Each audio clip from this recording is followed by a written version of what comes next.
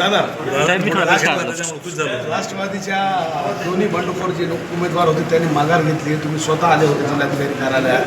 आता काय all is वेल म्हणायचं महायुतीमध्ये?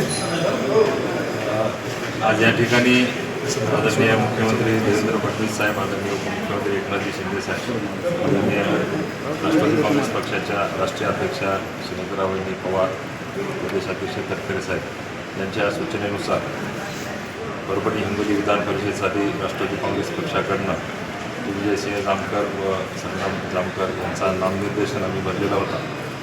आम्हाला खात्री होती की ही जागा राष्ट्रवादी काँग्रेस पक्षाला सुटेल आणि मताचा आकडा जर आपण सर्वांनी पाहिला त्या माध्यमातून राष्ट्रवादी 1 क्रमांकाचा पक्ष या दोन्ही जिल्ह्यामध्ये असल्यामुळं आम्हाला स्वाभाविकरित्या ही जागा राष्ट्रवादी काँग्रेस पक्षाला सुटेल अशी अपेक्षा होती.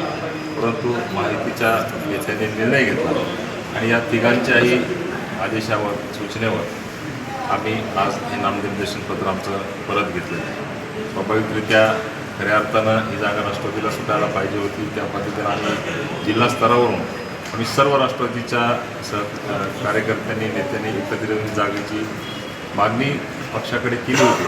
परंतु जो निर्णय झाला जो आम्हा सर्वांना मान्य आहे, ही मान्य झालेल्या निर्णयामधूनच आज हे नामनिर्देशन पत्र आम्ही परत घेतलेलं आहे. आपल्या सर्वांना या ठिकाणी ग्वाही देतो की आज उदय सामंत साहेब जे समन्वयक आहेत, उद्योगमंत्री आहेत, या परभणीमध्ये आलेले आहेत.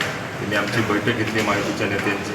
सर्वांना त्यांनी त्या ठिकाणी सूचना केल्या कशा पद्धतीने निवडणुकीला आपल्याला सामोरे जायचं.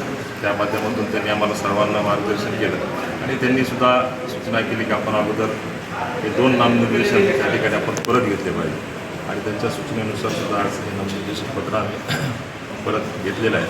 महायुतीचा उमेदवार निश्चित स्वरूपामध्ये या निवडणुकीमध्ये चांगल्या मताधिक्यानं विजयी होईल अशा पद्धतीने आपल्या सर्वांना या ठिकाणी ग्वाही देतो.